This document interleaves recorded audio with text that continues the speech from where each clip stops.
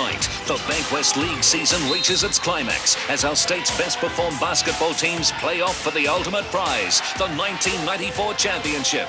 Minor Premier and season pacesetters Perry Lakes Hawks take on the vastly improved Swan City Mustangs. Both clubs are expertly coached and boast a blend of youth and experience. This is it, the one-off cutthroat winner takes all, the Bankwest League Grand Final. And hi everyone, welcome along to our coverage of the 1994 State Basketball League Grand Final. It's the showcase game for local basketball, and tonight we've got the Swan City Mustangs up against the Perry Lakes Hawks, clearly the two best teams in the league this year. Let's have a look now and see how these two teams made it through to the Grand Final. They were 1-2 after the regular season. The Hawks finished as minor premiers. In the quarterfinals, they beat Eastside 2-1. Then got through in the semi-finals against Coburn, going through in 2 straight games. In the bottom half of the draw, Swan City, unbeaten so far in the playoffs, 4-0, and they're through now to meet the Perry Lakes Hawks in the fitting finale to the State Basketball League for 1994. With me is Scott Fisher, and Scott, a fair bit of NBL flavour about these two teams tonight. Yeah, I tell you what, I'm really excited about this. This is going to be a very high standard game because of that old NBL flavor to it. With the Hawks, we have Pete Hansen, Chris Carroll, CJ Bruden, all with NBL experience. And on the other side, we've got both Ellis brothers, Steve Davis, and Kenny Epperson, who I had quite a few games against back in 87, 88. Yeah, no question about it. Some big names there. Well, let's check out the season stats for both clubs. And on these figures, it really clearly indicates how these two clubs have dominated the league this year. Well, they were in the top 4 in just about every statistical category. Mustangs were the highest scoring team in the league. But as we can see, it's just incredibly even all the way down. The only thing that doesn't show up there is the fact that the Hawks have the #1 defense in the league, only giving up 88 points per game. And I think that's going to be a key.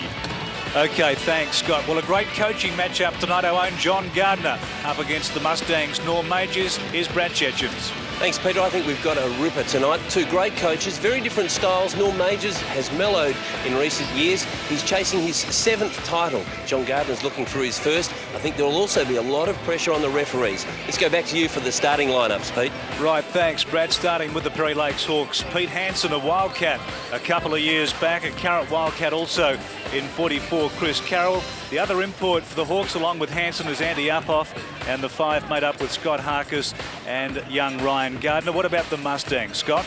The Mustangs have that old Wildcats team, Mike Ellis, Brett Ellis, and Steve Davis, who was a teammate of mine last year.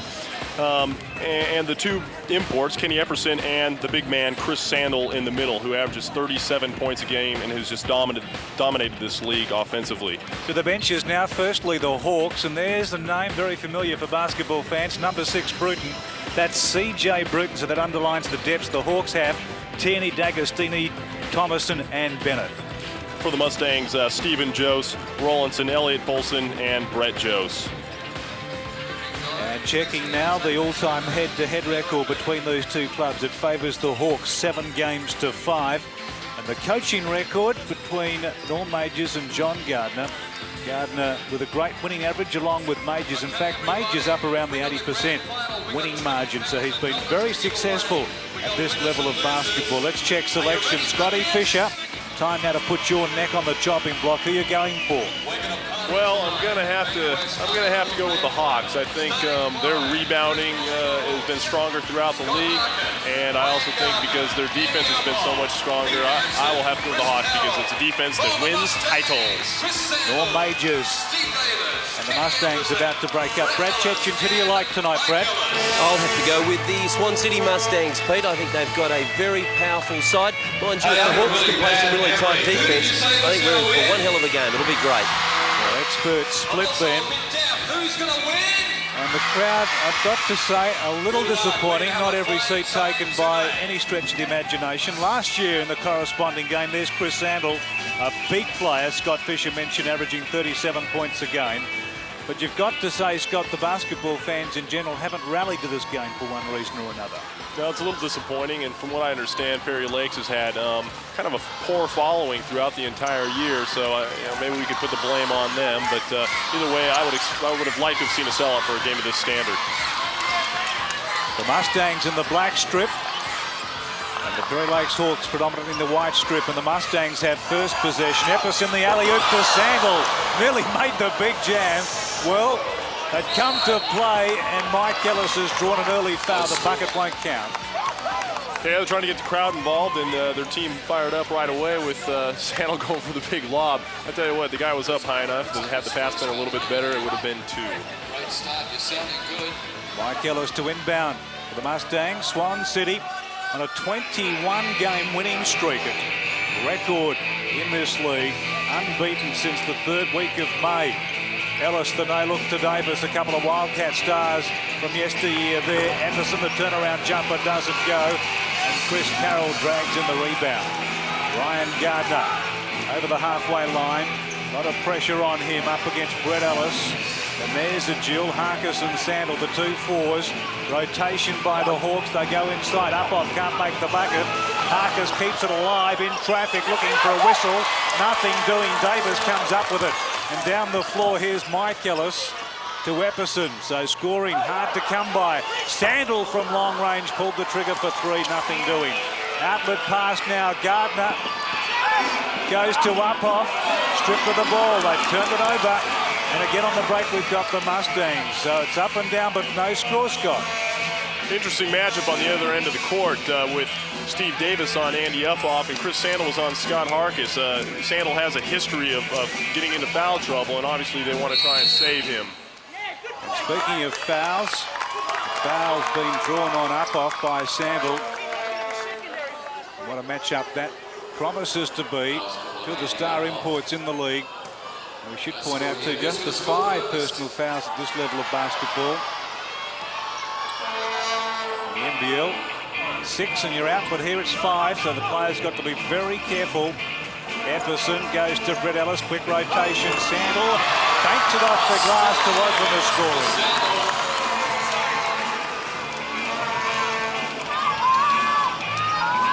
Prolific scorer this year. There's Carroll, and it's a Mustangs ball. Well, the Hawks haven't really got up a pure shot yet. They've turned it over a few times and had a shot blocked. Tentative start by both sides, Brad. Yeah, certainly the Hawks are a little tight. Mike Ellis has been penetrating really well. And that last shot by Chris Sandel, you have a look in his eye. It's really tough inside too. Pre-game, we mentioned how these 2 clubs have dominated the league this year. Well, have a listen to this. The Hawks, Scott, have won 17 out of their last 19. I've mentioned the Mustangs' 21-game winning streak as we watch Mike Ellis from the foul line. Clearly the 2 best teams in the league. Oh, yeah, a 21-game winning streak. And I think if we go back those 21 games, we see 2 interesting things. The unretirement of their coach, Norm Majors, and Steve Davis joining the team. Neither one has suffered a loss at all this year. Ellis made 1 from the foul line, and Swan City lead at 3-0. The Mustangs yet to score. We played over 2 minutes in the opening quarter. Ryan Gardner on the dribble. Where will he go? Looking for Uphoff, knocked out by Epperson. There'll be a side ball for the Hawks. Harkis inbounds it. Uphoff hands off to Gardner, fires for 3, no good. Offensive board to Harkis. And now the Hawks can set it up again. To the top, and Ryan Gardner. Chris Carroll having an outstanding season. There's Uphoff, baseline reject by Sandel. He's called for a foul. Yeah, a bit interesting there. I'd like to see that one. I think he might have got most of the ball there. But the important thing was Uphoff took it to the hole and drew the foul. Looking at the replay, it's tough to say. You may have got him on the back with the body. On the line, the Hawks not the best in the league. Uphoff himself shooting 62%, makes the first, and the Hawks are on the board. The Hawks have shot about 100 more free throws than any other team in the league, and they have fouled the least. So when it comes to the free throw line, they play the good, solid, non-fouling defense. 1 point game, early going there. Sandel in traffic, he's mugged the 2 count, and he's drawn a foul. So a possible 3-point play coming up for Chris Sandel, who caught one in the head. He's going to give them fits all night if he's allowed to catch it inside like that, because no one's going to stop him once he gets it. They've got to do a better job of denying him the ball inside and then putting down the double team. Very good shooter from the line, Sandel. 71% this year. Well-traveled ball player. Gets the bonus. Back out to a 4-point game. 6-2. Counting down to just inside 3 minutes of the opening quarter. Harkers finds a passage through there. Missed the layup. Strong offensive board to Hansen, and he's earned a foul. Well, Perry Lakes is getting plenty of opportunities. That's about their 4th offensive rebound. Unfortunately, they're just not putting it in the bucket. Brad, the matchups with the imports, all important here tonight, no question about that. Oh, very much so. What's been interesting, I mentioned at the beginning, all majors of style. He plays percentage basketball, and we've seen Chris Sandel isolated to keep the bodies away from him. And at the other end, we've seen as many bodies in white shirts around to crowd up that paint. So Chris Sandel looking to get out by himself. Turnover after that good work by Sandel at the other end. Yeah, Sandel's, because he's got Scotty Harkis, who's not a great offensive threat, he's able to roam around there a bit more in the key and help out. In regular season play between these two clubs, it's 1-1. The Hawks won the first game of the season. There's Hansen in the keyway, gets the friendly roll. 6-4. Mustangs lead it, and they have it in their half. 103-97, that scoreline in the first regular season game played in the end of April. And then in the first week of June, it was the Mustangs by 6 over the Hawks, 111-105. Epperson's had 2 big games against the Hawks. As Alpoff went looking for Carroll, but they retained the ball, the Hawks. The Hawks may have learned something on that play right there. Andy Epoff gets the rebound, goes coast to coast, and left the Swan City Mustangs behind. Chris Sandel's already grabbing his drawers from a bit of fatigue. Well, Majors, we saw him a moment ago. He's been in this situation before. There's Harkers, baseline. Well, in fact, it was up off, and Harkers came in late to make the 2. The game tied up now, 6 apiece. 7:50 left opening quarter. And this will be a tough game up for grabs tonight. An SPL championship. They don't come lightly. Epperson from long range comes up short. And up on playing inspirational basketball. There's Carroll on the end of the break for 2 count. He's drawn a foul. 3-point play coming up for Chris Carroll.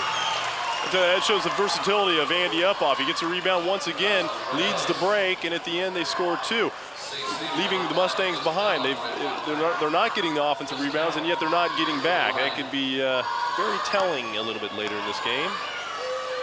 Hawks in front for the first time. Carroll gets the extra. 9-6. Perry Lakes in front. 7:27 left opening quarter. Sandel went for the alley-oop and missed it. Second spectacular attempt by the Mustangs. Didn't come off. Hansen baseline. That's percentage play. They're not getting back, Peter. Chris Sandel missed the shot down here and stayed down on this half of the court. It wasn't there to help when Pete Hansen just took it straight to the hole. I really like the aggression that the Hawks are showing, taking to the basket, forcing the Mustangs to play defense, and forcing them either to foul or to give up the shot. Good strategy, I think, Scott. As you mentioned earlier, Chris Sandel looking like he's sucking a bit of air. Right now I can see his hands on hips and he's really taking a few deep breaths. And as you say, Andy Uphoff, by leading the break down the other end, is really putting that mental pressure on him as well. Yeah, speaking of mental pressure, if I were Andy Uphoff, I'd go over to Chris Sandel and say, hey, buddy, let's get going here. Let's run. Because he's not ready to run. Mike Ellis can shoot from the foul line. We saw that over 300 NBL games. Gets the pair there. And the Hawks have made the first sub, checking in for the first time tonight. CJ Bruton sitting down. Wildcats teammate Chris Carroll. It's 11-8. The Hawks in front by 3. 7 minutes left opening quarter. Up off the dish to Hansen from long range. Mr. Nella swooped on the rebound. That's Brett Ellis, younger brother of Mike. Davis feeds it to Brett. They go inside. Epperson, the fake around Hansen in traffic. And Epperson's drawn a foul. Hansen doesn't like it. Yeah, I think P was upset with the fact that he went for that fake. Epperson loves that move. Little step back. He's got a quick shot, and you do have to respect that. But he'll most often fake and take it to the hole. Chris Carroll 3 early. Personal fouls. Hanson has 1 and Uphoff 2. While for the Mustangs, 3-on-1. Epperson having an outstanding year. The MVP in the league last season. And going extra well again this year. He's a big-time player, and you mentioned at the start of the program, Scott, you played NBL against him. Yeah, he played with the West Side Saints back in 86 through 88. A very, very good player, very mobile. He's got an outside shot, but he's more of a take-it-to-the-rack kind of guy. The Hawks up by 1, approaching the midway mark of the first quarter. Hanson, where will he go to Ryan Gardner? Now to the wing and C.J. Bruton. Up against Ellis. Uphoff bucking his way to the bucket. Bucket can't get it to go. Gets his own board back and puts it down for 2. Big play by Andy Uphoff. Ellis on the break now. Runs into a brick wall in the form of Uphoff. Epperson the dish. Davis glides in baseline for the easy 2. Layup for Steve. 1 point the difference still. Hawks up by a point.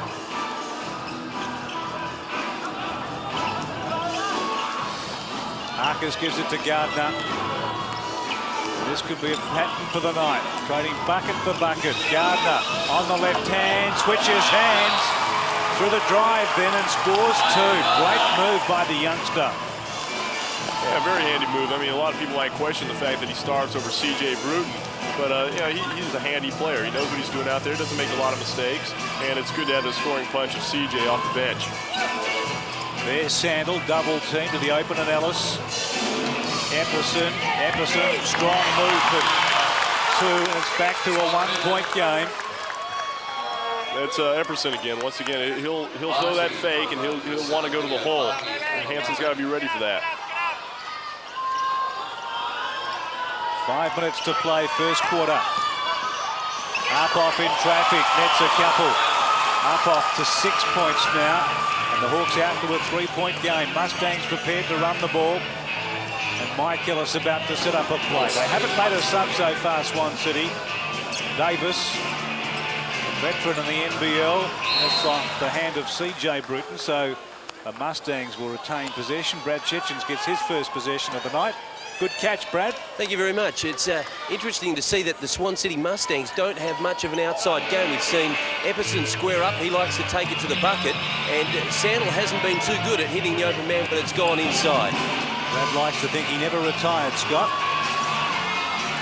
There's Sandel working hard. And Uphoff, what a start he's had. I really like Andy Uphoff. I haven't seen him play too much this year. Played against him in an All-Star game during the World Championships break.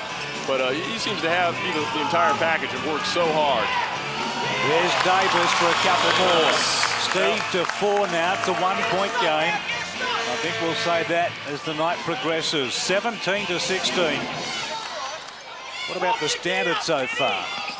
I think it's an excellent standard. Defense has been very good. Offensively, there are some nerves out there. Missed a few easy shots. Hawks have had so many more opportunities and just haven't quite been able to put it in the hole every time. We got subs for the Hawks. Phil Thomason John Gardner about to make a sub coming into the game. Phil Thomason and sitting down Scott Harkes. 17-16. Mustangs haven't made a sub so far. Does that surprise you? That does surprise me, especially with the fact that, I mean, they do have some talent on the bench, but, you know, it's a close game and it's early. I don't see that how it would hurt them to maybe give Steve Davis a rest, who's on Andy Uphoff, or Brett Ellis, who's been working extremely hard against Ryan Gardner. Thomason forced to back out. Shot clock to 8 now. Gardner, nice move. Finds Uphoff, working against Davis.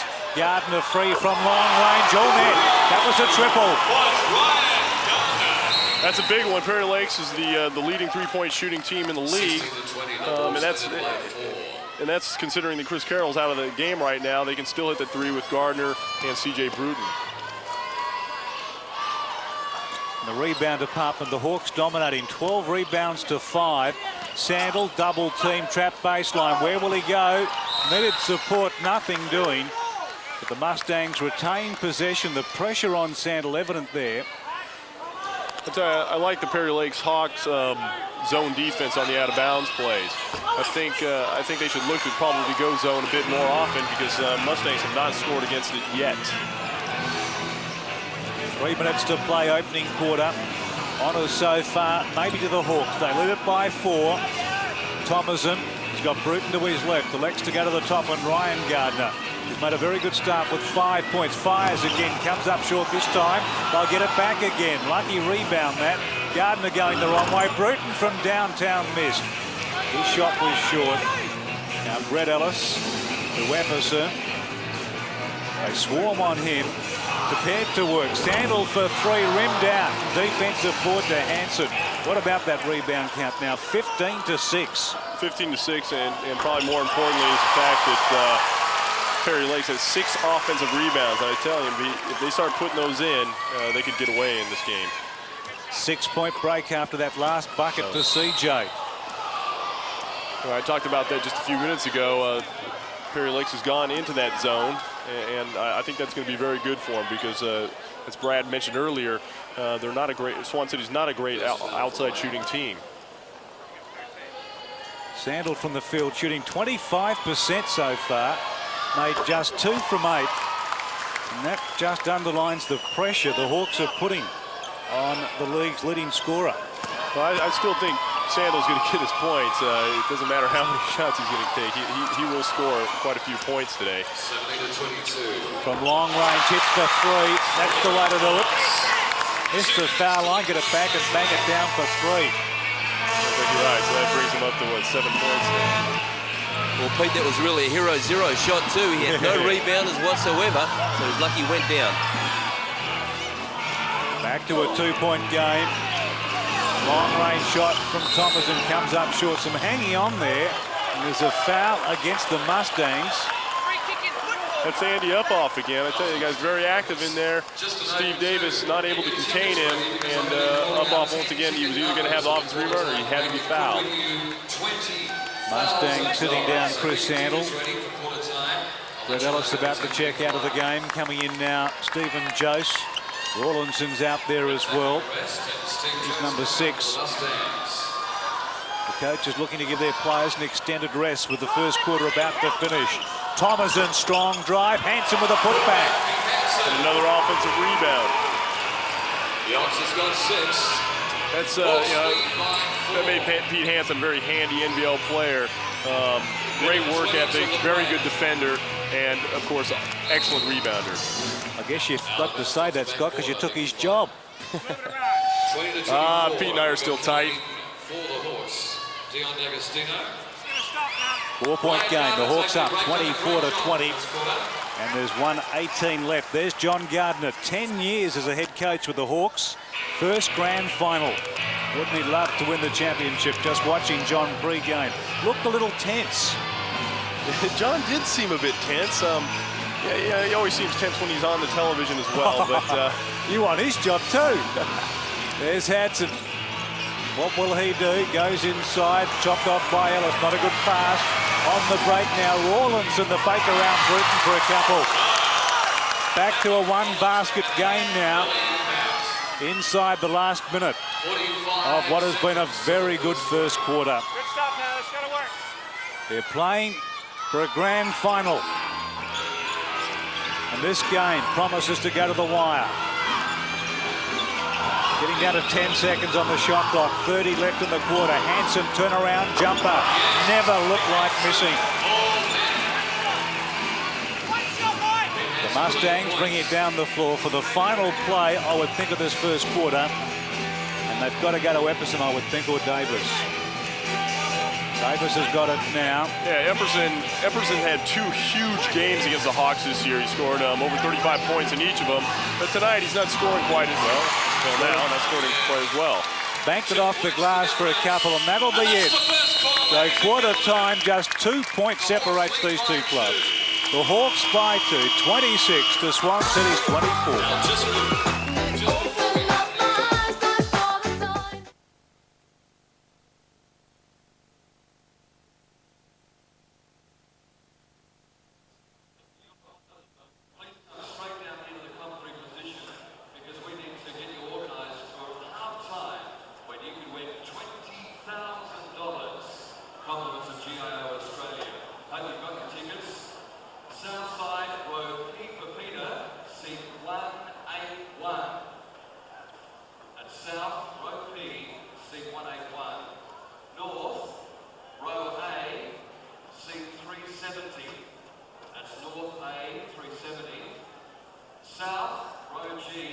234. That's South G 234. West, row D, seat 283. That's West D 283. Come down here as we call you out. North, row G, seat 351. That's North G 351. West, row P 291. That's West P for Peter 291. South, row G, number 227. That's South G 227. North, row F, seat 28. That's North F for Freddie 28. South, row M, seat 206. That's South M 206, M for Mary that is. And finally, the last of our 10 people who could win 20,000.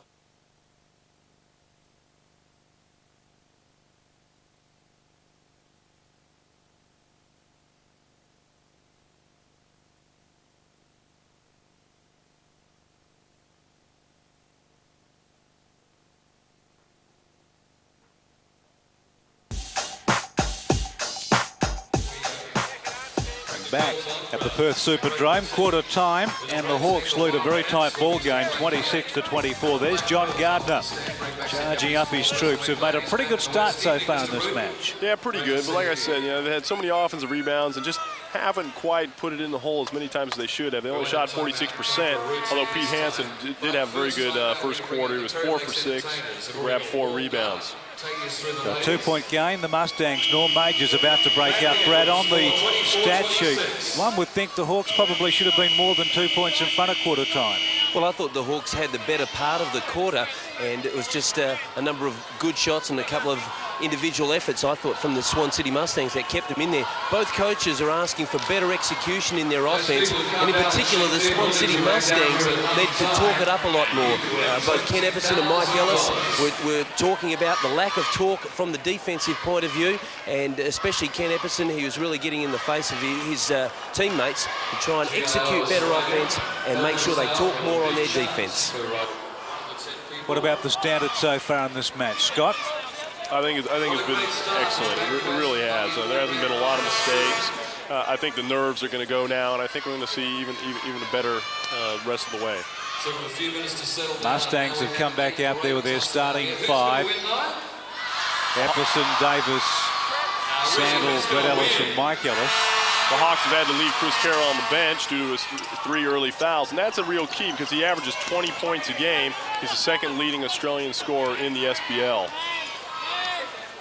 Mike Ellis in control for the left wing, and Epperson kept to just 6 points in the opening quarter. There's Sandal, and there's a travel. They've given it up, the Mustangs. Not the way you want to start the quarter, but obviously they want to get Sandal going. He's only 3 for 9. He has scored a few points, but his efficiency hasn't been what they would like. Long range shot from Thomason. They're hurting from outside. 29-24. 2 from 4 from outside the Hawks, and they've opened up a 5-point lead. Pete, I think you've hit the nail on the head there. I think the first team that can really establish their inside-outside game is going to pull the defense of the opposition away, as Brett Ellis just did then, and that's really going to make a difference in the match. Pulls it back to a 3-point game. That's Brett's first points for the night. 29-26. The Hawks up by 3. The Hawks, the best defensive team in the league, as Hansen glides in for a couple. They've given up just on 88 points a game this year. Outstanding record. And they do say, Scott, that defense wins titles. I have to agree with that. I would say definitely. I like the zone defense by the Hawks. I think it's going to be very effective for them. It's going to force the Mustangs to take shots like that. They're going to be in very good shape. The Hawks prepared to run the ball. Great assist that by CJ. They're out to a 7-point lead now. There's some pressure on the Mustangs to respond. Brett Ellis fires for a couple. Doesn't go. Huge offensive board to Sandal. And he deserved that foul. Then he really launched himself. I tell you what, you know, nobody's going to confuse Pete Hansen with a leaper there, but he got a good read at the bottom of Chris Sandal's shoes just then. Chris Sandal is a big-time physical specimen. He got up. Oh, I tell you what, he was so high then. He's been high early in the game too, but I was lucky I had my finger off the button, because the first word that came out was not to be heard. It was higher than Gary Ablett. That's saying something. Chris Sandel, what an athlete. Played in about half a dozen different parts of the world, travelling the world playing basketball, and wants an NBL contract for next year. Well, Bruce Palmer, just watch this touch. I can tell you right now, Bruce Palmer has come and seen Chris Sandel train, and Bruce told me himself he was not really impressed with his work ethic. That's nice.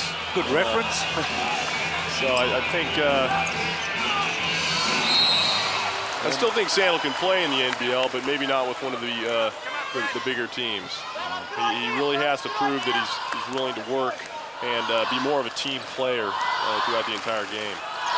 6-point game, 33-27. And the Hawks are holding the Mustangs at the present time. The Mustangs, remembering, on a 21-game winning streak.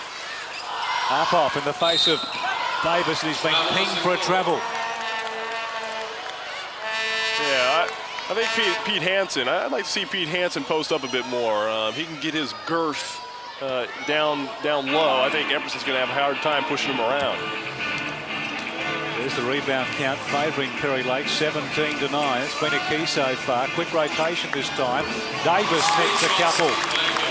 Yeah, pretty good night, Steve Davis. He goes to 6. He's pulled it back to a 4-point game. Yeah, what makes Steve Davis such an effective player is that he doesn't do anything that he knows he can't. He stays within himself. He plays, the Steve Davis game, and it's just a very efficient one. Mike Ellis on the break after the steal. Clever dish to Sandel. Was a touch too quick, but the Mustangs keep the ball. Last touch against the Hawks. Brad pre-game. John Gardner was quoted as saying the Mustangs have to start favourites, just applying a bit of that reverse psychology. Oh, definitely, and what we saw just then was terrific transition back into defence by the Hawks. Ellis was full strap, and they had plenty of white shirts back. So John Gardner, I'm sure, is really firing up his team. He'd like to start as underdogs, and they've done a great job so far. Here we've got a jump ball. Up off the big height advantage against Brett Ellis. No doubt your money would be on the small man, Scott. Yeah, I think I'm only kidding, Fish. I think Up-Off will get this one. Carroll keeps it alive, jumps into the Mustangs bench. He joined us in the commentary position here. Bruton's got it now. Up-Off wants to back his way to the bucket, went looking for Hansen. And he's drawn a cheap foul against Epperson. Didn't do much wrong then, just held his ground. Yeah, it's Epperson's second foul. I don't really like that call. There wasn't much in it. Epperson was just kind of standing there, and Up-Off said, here, taste the ball. We've quoted John Gardner a moment ago. Norm Majors, Scott, one of the best of 3 grand final. Your thoughts on these one-off contests? Yeah, I think in all fairness, you'd like to see each team play a game at home, and here's Ellis on the break now. Great outlet pass. That was terrific by the Mustangs. 33-31. The one-off game doesn't give you a second chance, does it? No, it doesn't. I mean, had somebody gotten injured this week, you never know what could happen. But nonetheless, the better team, you got to believe that the better team will win. Gee, spectacular move by Thomas and then Brad. Absolutely sensational. A running hook shot, and that outlet, you really put it in one, Pete. It was a sensational outlet for Ellis, and is he going to add to it? No, but good running by Mike Ellis. And I mentioned earlier, Pete, that the refereeing would have a factor. A lot of pressure on this referee, Warren Boko, and I agreed with Scott. I thought the foul, in fact, was shocking against Ken Epperson, and we're getting a reaction in the refereeing already. And that little bit of fire has resulted in a timeout being called. 7:55 to play in the first half, and the Hawks led it by 4, 35-31. And we expect that this sort of start. It is, after all, a grand final. Yeah, I think things are going to get pretty fiery here as the game goes on, and the coaches are going to get more involved, and that'll get the referees a bit more involved. They haven't been doing a whole lot out there, and it's good to see Cliff Brett sweating for once. Well, earlier tonight we've seen the women's final. The Senators up against the Lady Hawks, and Stirling have won that by 13 points, 72 to 59. Robinson from the Breakers 33 points. Stevens with 20, while for the Hawks D'Agostino 14 and Morecambe 8. Did you catch much of that game? I caught enough of it to see Fiona Robinson absolutely dominate out there. I mean, she's really in a class above the SBL, being a star for the Breakers. But the Hawks' hopes of pulling off a unique double not taking place tonight with their women's team beaten earlier on, but they're 4 points in front, and here's Brad Chechens. Well, Norm Majors is really looking for his team to run. Very, very vocal about the boys cleaning up the boards and filling the lanes. John Gardner looking at execution, and Scott, Fiona Robinson was unbelievable in the first half. 21 points, just brilliant. Won the game in a patch of about 5 or 6 minutes.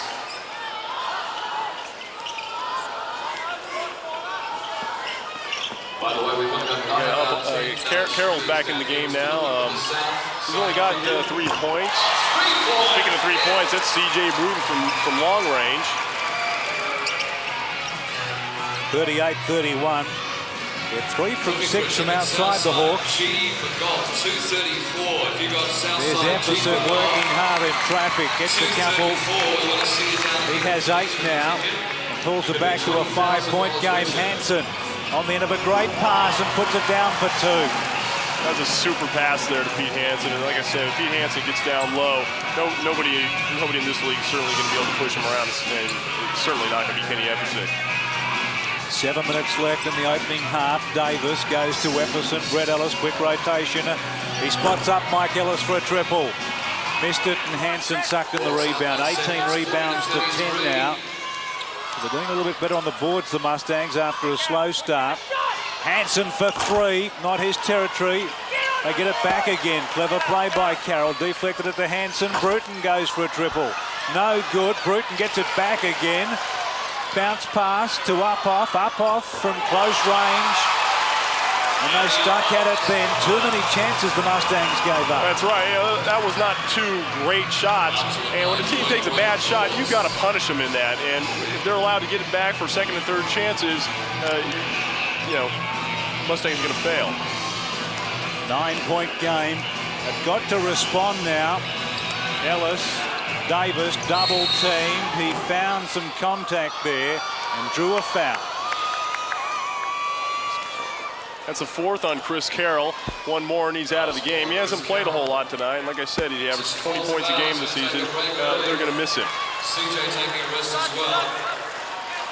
Bad luck for Chris Carroll, who would have loved to have had a big game here tonight, particularly with the Wildcats and their playoff starting next week. A big performance here would no doubt help press for inclusion in the Wildcats lineup come York playoffs. 6 minutes till the halftime break. 42-33. Yeah, we missed in training today. We missed CJ and Chris Carroll because of this game, and thus we're left with only 9 players at training today. And speaking of the Wildcats, let's go to Brad Chechens, who has a very special guest. Brad? Well, I'm sitting next to Adrian Hurley. Adrian, how do you see the standard of the match so far? Well, it's very competitive, and the standard's very high. I mean, you're looking at a lot of players here who can play NBL and some who are playing NBL. So it's I'm very, very impressed with the standard. It's great. And the form of CJ Bruton and Chris Carroll at the moment? Well, Chris, unfortunately, has got 4 fouls, which he wouldn't be happy with. CJ was a little bit nervous, but seems to be getting the handle of things now, and it's going very well. So it's good to see the 2 kids doing well. But there's a lot of other good players out here who are doing very, very well. Thanks, Adrian. Enjoy the game. Yeah, thanks, Brad. Now, thanks to Adrian Hurley. Friendly roll for the Hawks then. Pulled it back out to a 9-point game. Adrian's assessment of Scott Fisher's form will be given after he's seen the tape. Mike Ellis, the dish to Epperson in the paint, looking to bank it off the glass. No good. Uphoff, like a greyhound, brings it down the floor. There's Harkis. They're outnumbered, the Mustangs, and Hansen gets a couple. Perry Lake's looking very comfortable out there right now. Pete Hansen taking shots that he would normally take. And right there, they get the rebound. They go the distance. They have a 4-on-2, and they end up with a layup at the other end. Mustangs in a bit of trouble here. Offensive for a call against Rawlinson.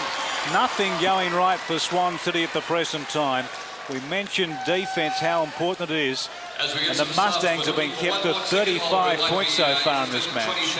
Mustangs are really having trouble with Perry Lake's zone. If the Hawks continue to get their hands up on the shooters on the outside and continue in that zone, especially when Chris Sandal's out of the game, Mustangs are going to have a hard time. That scoreline has forced Norm Majors into calling a timeout. 46-35, there's 4:38 left in the first half. One would feel that perhaps now the Mustangs would want to get a move on because they wouldn't want this deficit to get much greater before the big break. Well, no, they wouldn't. I mean, because they've shown no real indication that they can score easily against this team. They've got to get back defensively. That's the most important thing. Because right now, Perry Lake shooting 54% after shooting only 46% in the first quarter. They've got 21 rebounds to Swan City's 10. Massive factor that the battle of the boards. And going into the game, the rebound count saw the Hawks the best rebounding team in the league, and they're underlying that factor in tonight's game. Well, Brad, you're in the Norm Majors camp and the Swan City Mustangs camp. Some concerns there? Very much. And the last time out, I mentioned that he wanted to run and get out and create some easy points. He actually said there's a lull in the game.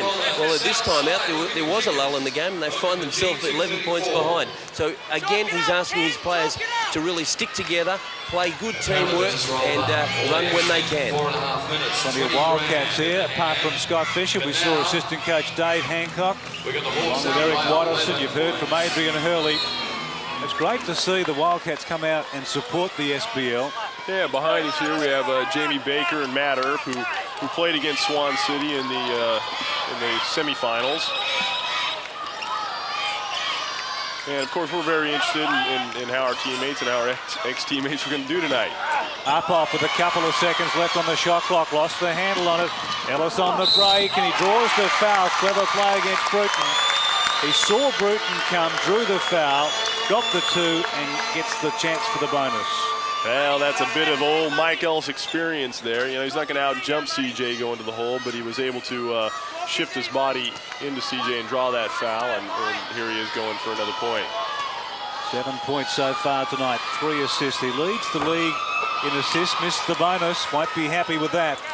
46-37, we'll have to talk to Mike about that next Wednesday night when the Wildcats play Southeast Melbourne Magic in the first game of their quarter-final series. You can see that match live on Channel 10 from 7:30 Wednesday night. Up-off goes to Hansen. Hansen banks it off the glass. They're combining well the two imports. Ellis under pressure. And look at the Hawks get back in numbers. Sandal fired a prayer and it didn't come off. There was no chance. That was a bad shot. There was no chance for Swan City to get a rebound on that shot. Ellis, the dish to Epperson, has to go all alone. Good assist from Mike Ellis.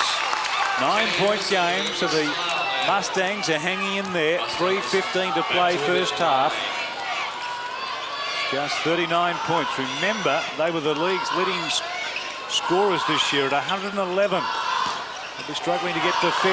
Up-off gets 2. And speaking of 50, that's the Hawks score. They nearly get it back again, 50-39. But no look to Sandal, having just an average night by his own standards. 10 points and 4 rebounds, shooting at 30%. Crowd quiet at the present time. Epperson, baseline, likes that shot. Yeah, you won't see Kenny Epperson miss that one too much. He's been making that one for years. But it's down here where Epperson's really going to have to lift his work rate. Pete Hansen is just absolutely killing him. Big Pete Hansen, I might add. The Ox. 9 for the Ox is, or rather the Oxen, if you look at him these days. But he's doing some work down there. 9 for 12 already tonight with 18 points. Andy Uphoff's doing a great job too, Scott. He's really taking the ball whenever he can in any isolated work against Chris Sandal. And Sandal's struggling with his shooting. Obviously, he hasn't hit many, but you can just tell the look on his face, not happy. Well, no, he wouldn't be happy. His team's down by 9. He's not shooting well. And but I think the key now is Sandal is matched up on Up-Off. I'd like to see Perry Lakes clear aside, get the ball to Up-Off, and see if Sandal can guard him. Got CJ Bruton foul line. At one stage this year led the league. That's the NBL from the foul line. First is good. Back out to a 10-point game. In the SBL this year, CJ with limited appearances for the Hawks, averaging 15 points a game. Very good player. 52-41, 11-point spread. Now chance for the Mustangs to bring it back to a single figure. Brett Ellis for a couple, put plenty of arc on that and it dropped. Brett Ellis to 4 points now, 52-43. Just on a couple of minutes left in the half. Up off the dish to Hansen. That was clever. He's under a lot of pressure. His triple team then. Hansen left open, firing for three, comes up a touch short. And I fancy a foul against the Hawks. Harkus. Yeah, you don't think you're going to see Pete Hansen shoot too many outside shots, but he actually is not a bad three-point shooter when he has his feet set and has plenty of time. He'll hit a few of those, and you do have to play him honest. People whose tickets we've announced, so please come down to the coaching head-to-head record. They've met 9 times, Majors and Gardner. It favours Norm Majors 5 games to 4. Sandel from close range. That's his territory. Gets 2. He moves to 12, but it's a 7-point game. So despite the Hawks having the better of the first half, probably a 7-point margin, not a true indication. As a result of that, John Gardner's now called a timeout. With 1:29 left in the half. His team up by 7, 52-45. Chris Carroll there a moment ago. 4 personal fouls to the half. Remembering that in the SBL, 5 and you're out of the game. So big problems. The Wildcat squad member not looking happy. 3 points so far in the first half. More fouls than points. Yeah, I think well, Chris would be very upset about that. Like we said, he is a key player for Perry Lakes. It hadn't seemed to bother him too much, but now Swan City's right back in the game. They're shooting 50% once again. And it's only a 7-point game. With the rebound difference there, we see 23-10. You would expect them to be up a bit more than that. Ken Epperson playing somewhat of a lone hand for the Mustangs. Clever assist from Ellison. Epperson, good move that. Working his way in the air to the bucket. Epperson has 12 points for the Mustangs. Sandel 12 as well. Steve Davis 8. 7 to Mike Ellis, 4 to Brett Ellis, and a couple to Rawlinson. So their starters doing all the scoring there. Better spread for the Hawks. Hansen leads all scorers with 18, up off 10. And then a good spread with Bruton 7. Thomas in a bit of a surprise pack at 7 as well. Gardner 5. And Chris Carroll 3 and Scott Harkus 2. And here's Brad Chetchins. Well, naturally enough, John Gardner wants to hang on to this lead. He's looking for a bit more execution, and they must box out when they get down to the other end. One would think's got a pretty important last minute in the quarter now. Yeah, you want to go into the halftime on top and feeling like you have a bit of momentum behind you. Harkus has extended the lead to 9 now, 54-45. The Mustangs would love a score here. Rawlinson forced to back out. Jose from long range, all net, that was for 3. Just what the doctor ordered. I've talked about that zone defense, and I do like that zone defense against Swan City, but you can't get in a passive frame of mind. The idea is to stop the inside play, but you've also got to get a hand up on the shooters. You've got to continually pressure the ball. You got to work just as hard in a zone defense as you do a man-to-man defense. Scrap under the bucket, and they've seen a foul there, a whistle against the Mustangs. Yeah, difficult to see from here. Very tough call, actually. There were just a lot of scrapping down low. Stephen Jones came up with a foul, but that was pretty tough. Important whistle because they get the ball back. They get another possession. Hansen from the line, misses. So, in fact, the Mustangs will bring it down for probably the last play now of the first half. Mike Ellis putting the one-digit finger up. One play he wants with 18 seconds left. And his team down by 6, so he could pull this back and it'll be in the balance at half-time. I think it's still very much in the balance regardless of what happens on this play. Ellis counting down now, down to 4 seconds. Short little jumper, doesn't go. Hanson fittingly drags down the rebound. Rebound number 8 to Pete Hanson. Half time with the Hawks heading to the locker room. 6 points up, 54-48. Tough game of basketball, this one. Did you like the first half? Would you like to win $20,000?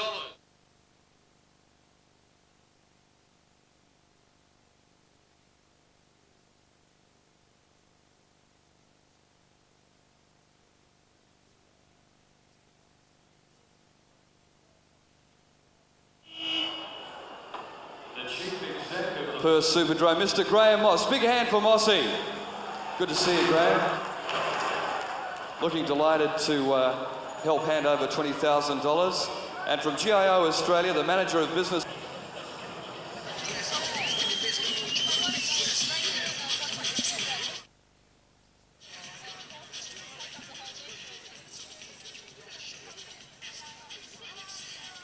Look at that rebound count, 24-11. 53. Mustang shooting a little bit better now, 50%. The Hawks 53. Foul line. Yep, that's good. Quarter by quarter.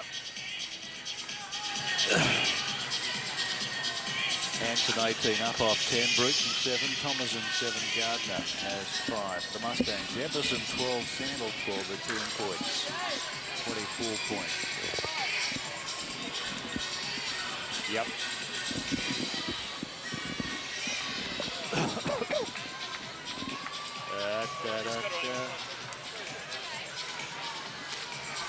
Hi. 26-24. 24.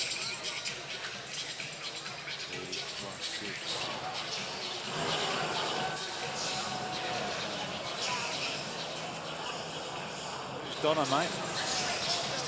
She just works in this venue.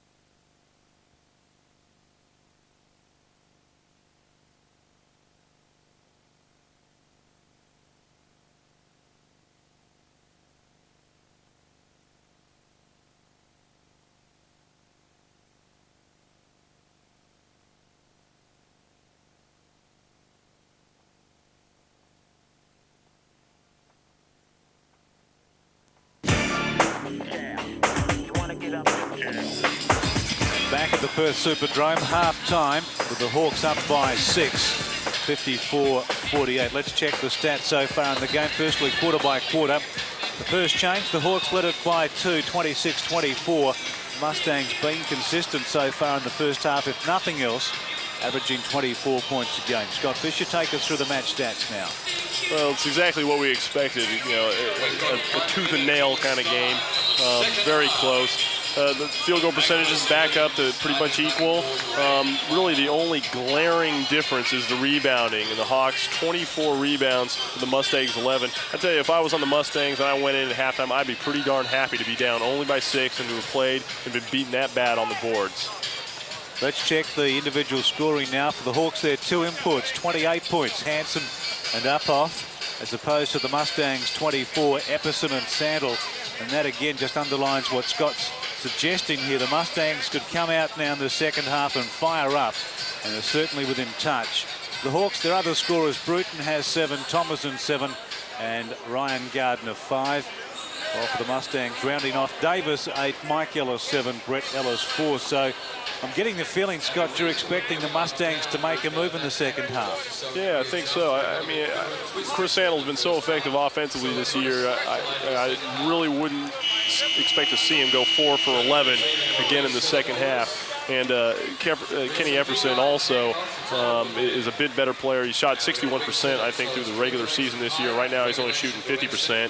Whereas, you know, Pete Hansen's playing about as good as you would expect him to play. Andy Uphoff could probably improve his game just a bit, although you know, he is that all-around player, and he has been effective at both ends. We're also going to ask you to join us for some entertainment. So Scott, a 6-point lead at the half. If you were the coach of the Hawks, or just assessing the game, what do you feel is a fair lead? What should they have been in front by?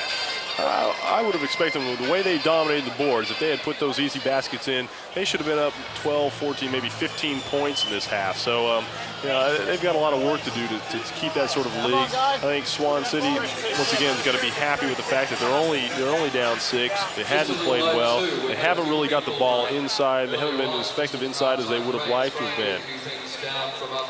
They will have a slight delay at the start of the second half. Backboard down the left end just been adjusted. Now, let's go through this battle of the rebound department individually. The team totals 24-11.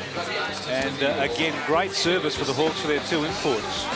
Yeah, Uphoff and Hansen are such hard workers, and they're forever going after the boards. Hansen's got 3 offensive rebounds, which is important. And so Scotty Harkins actually has 3 offensive rebounds too, which is a big stat. Chris Sandel 5, Epperson a couple.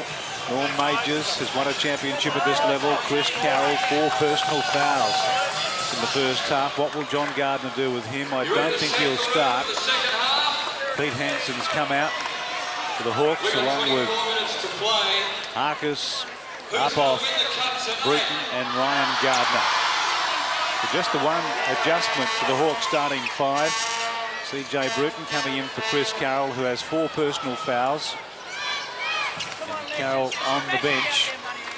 And there's been no change to the Mustangs 5. They're going with their starters. Brett Ellis, Mike Ellis, Ken Epperson, Chris Handel and Steve Davis. So virtually a new game now for the Hawks with a 6-point advantage, but that can be blown out in a matter of seconds.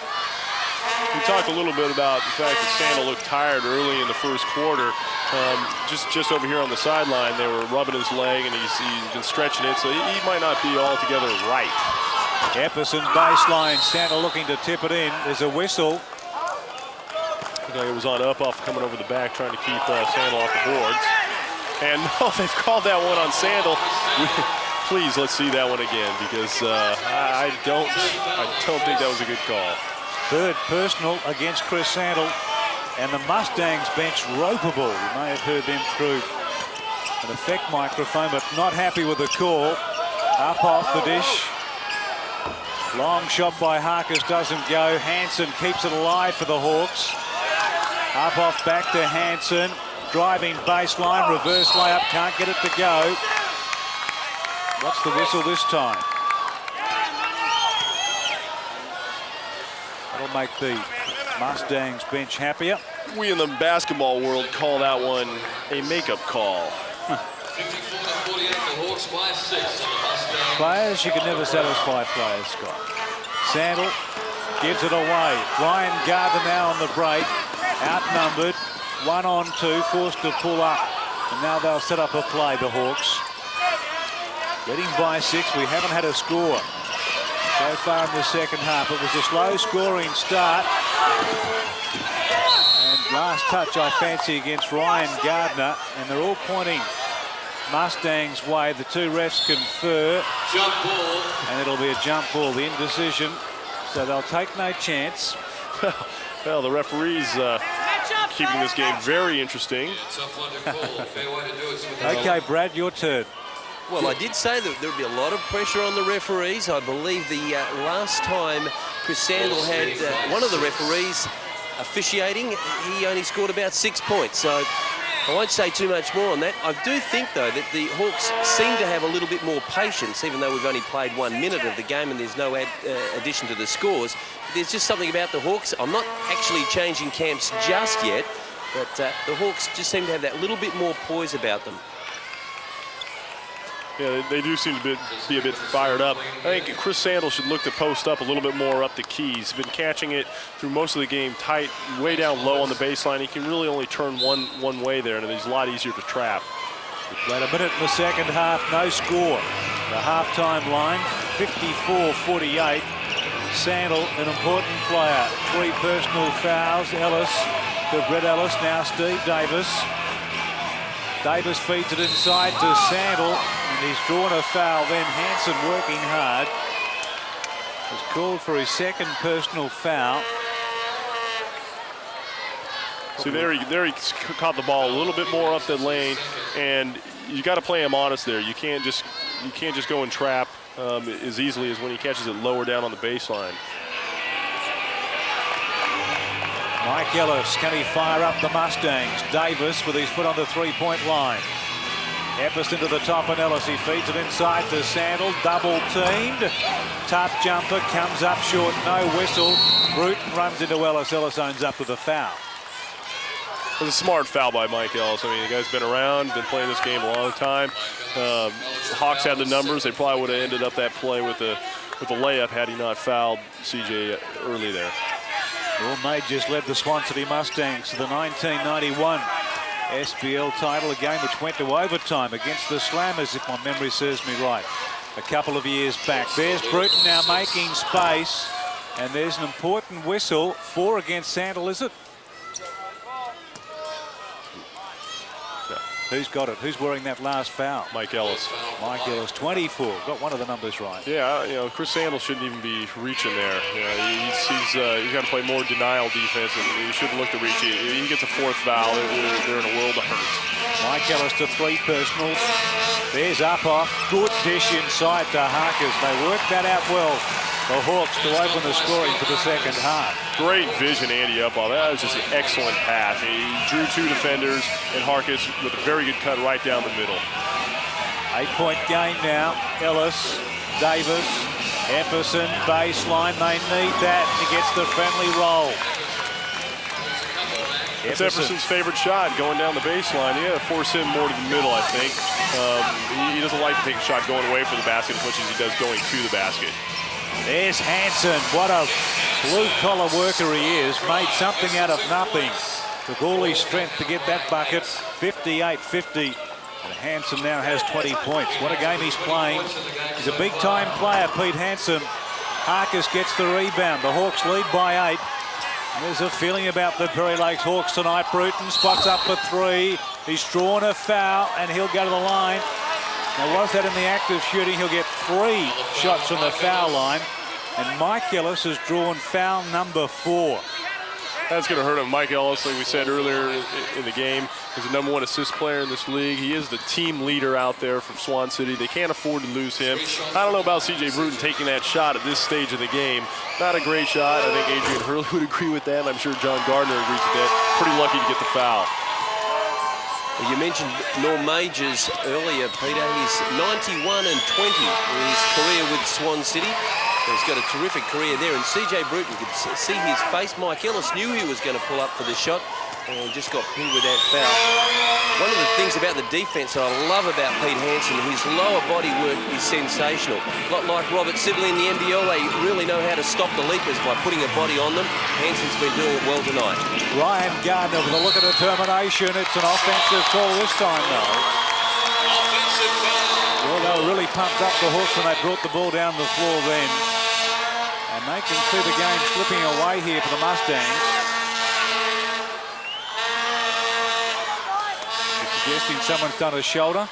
Yeah, Mike Ellis looks like he's got a looks like he's got an egg on his left shoulder there. That shouldn't affect him too much because he's a right-handed shooter. But it just shows that even Mike Ellis is out there working hard.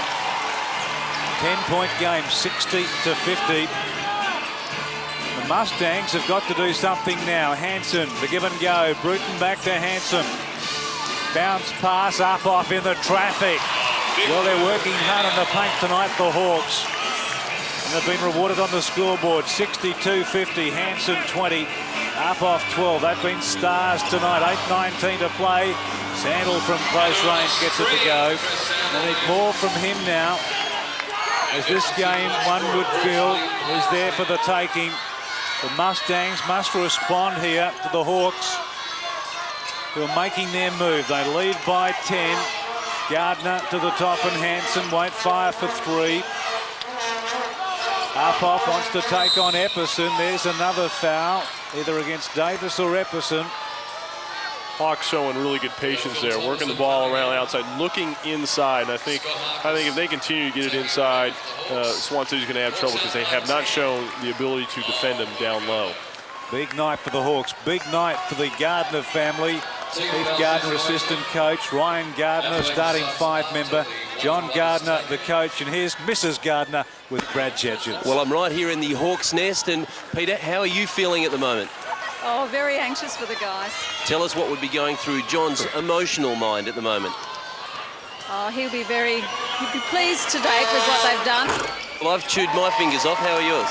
Mine are right down to the fingernails. Now, I know it's a silly question, but who do you think is going to win from here? Well, the Hawks will do it. They're in good shape. John's looking a little nervous, though. No, I don't think so. He's smiling. Well, you know him better than me. Thanks a lot, Peter. Peter Gardner doing plenty of coaching during the week, no doubt in the kitchen, talking to Heath and Ryan and John and telling them which plays to come up with. Wives and girlfriends are like that, Scott, aren't they? Yeah, they are. They all get to put their 2 cents worth in there. There's Mike Ellis at the top. Sandel, turnaround jumper. Been his night so far. Davis stripped at the ball, no whistle. Very disappointed with that, Steve Davis. Everything falling into place now for the Hawks. Rotation is good. Bruton to the left wing. Ryan Gardner for 3. That didn't drop. 64-52. 7:22 left in the third quarter. Epperson getting a hand in there. Thomason with the support up off. Great defense again, but they've been called for a foul, the Hawks. Once again, that might have been a tough call. That Thomason kid, he's come off. He's done some good work off the bench. I really like him. He's got some leap. He's got some long arms. Like I said, he's done some good things, and probably a little bit hard done by the referee just then.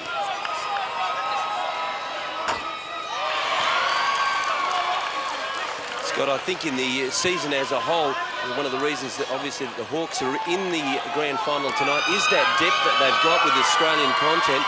Thomason, Scott Harker's very good. Also in the backcourt with Ryan Gardner, CJ Bruton, they're pretty, and Chris Carroll. So that depth really is important. Yeah, and especially in a game like this, we talked about the fatigue factor, and I think that the Hawks right now do look a little bit more active than Swan City. Ryan Gardner spots up for a 3 and connects. Big bucket, that one, 67-53. Ryan Gardner to 8 now. Sandel can't get it to go and up off.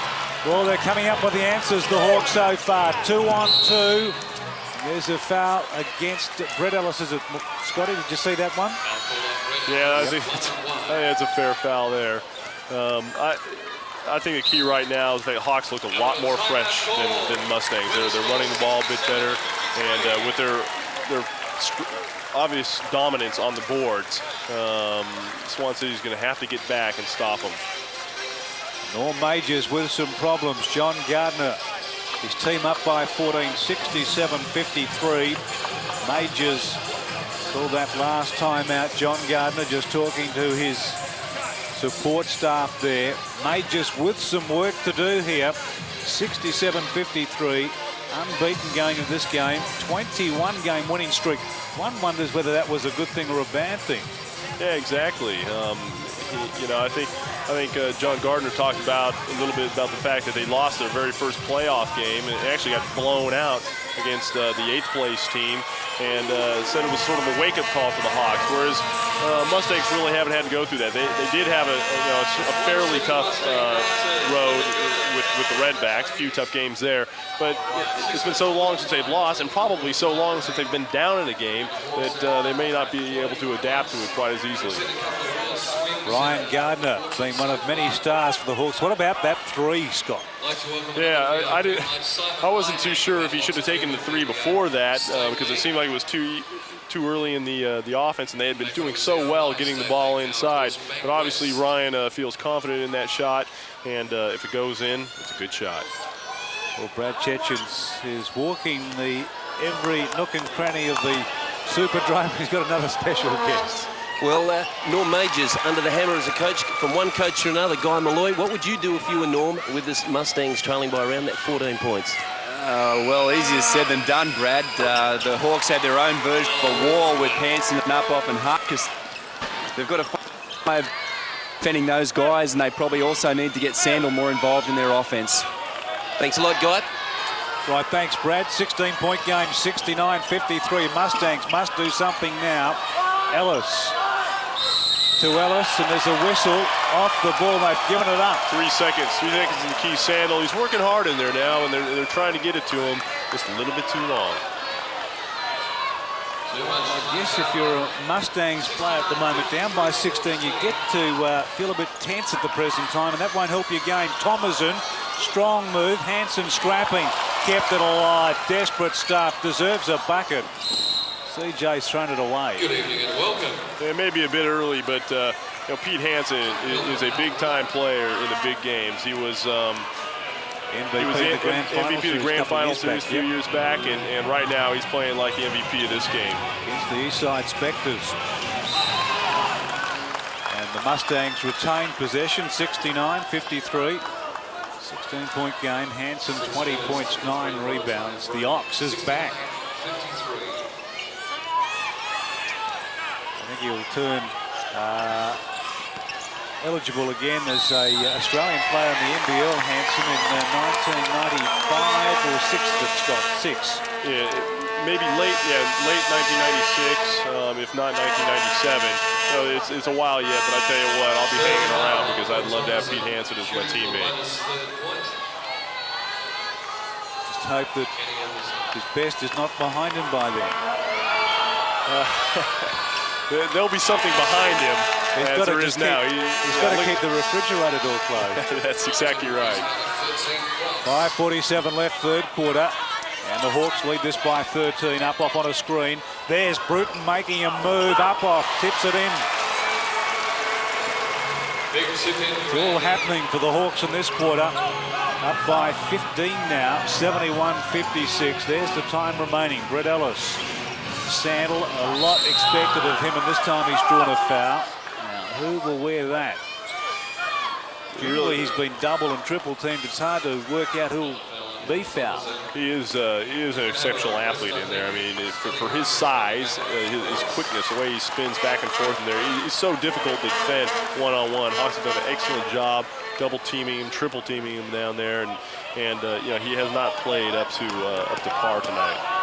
Scott, is it fair to say that John Gardner's scouting of Chris Sandel has been nothing short of sensational, because the ball's gone in and he obviously is banked on the fact that he doesn't kick the ball back out, or he doesn't have that vision to hit the open player by reversing the ball? Well, look, you know, I don't want to say John Gardner's not a genius or anything, but I mean, Really, the guy scores 37 points a game. Yeah, you want to keep the ball out of his hands. Yeah, you want to double and triple team a guy like Chris Sandel. Every team tries to do it. Some teams are successful with it, others aren't. It just depends on how hard you're willing to work. Mustangs now looking to make a move. Sandel in traffic, nearly a big solo effort, comes up short. To his credit, he still has 15 points. There's Ryan Gardner, second offensive call against Gardner for the quarter. Mike Ellis stood his ground then. Yeah, Mike Ellis that's the second charge he's taken in this quarter, and he's doing it with 4 fouls. That guy, one, he's willing to put his body down on the line, but two, he does have the experience to make that sort of play. And when you consider that Mike Ellis is on 4 personal fouls, that was a pretty brave move.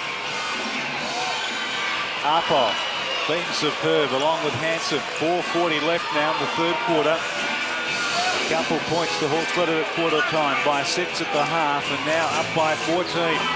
Hansen, the bounce pass to Harkus. Another good move that. Clever pass from Hansen. And Harkus finished off the work. He's in double figures now with 10. Epperson baseline glides in for a couple. Epperson to 20. Of the 2 imports, Gardner rated Epperson as the one to watch. Yeah. We've got a timeout called by John Gardner. 4:14 to play. Third quarter, 73-59. The Hawks lead by 14. And both coaches need to talk about it. The Hawks, one sense is Scott just starting to come back a touch. Yeah, I think the Mustangs, I should say. Yeah, it looks like they are. I think maybe the Hawks could use this rest, and also I think they may be getting a little bit careless. When they take their time, they spread the ball, they can get it inside and score very easily.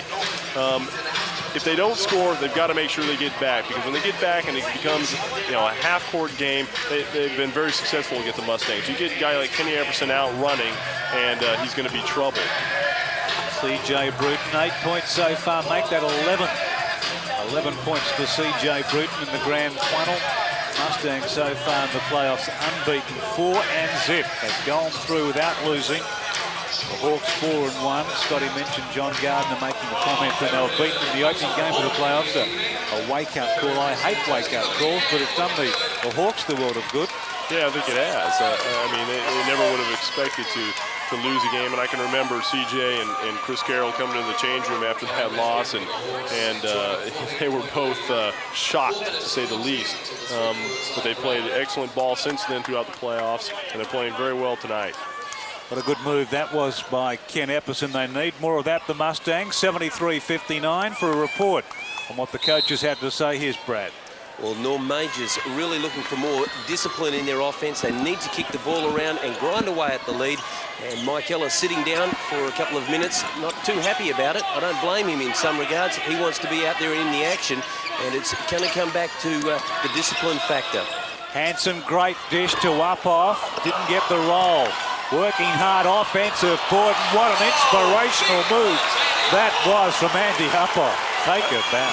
That's what I'm saying. I'm telling you what, Andy Uphoff has made some great plays tonight, but they get it inside, and they're giving Mustangs too much trouble. If the Hawks play the rest of this game, taking their time, looking to get it inside, they're going to win it easy. 16-point game now, 3.5 to play. Sandel shot that like a tired man. A few of them are feeling the heat out there at the present time, but it's the Hawks on the scoreboard. 75-59, 3:19 to play in the third quarter. Harkus, the dish to Uphoff, who's been superb. He's been called for a travel then.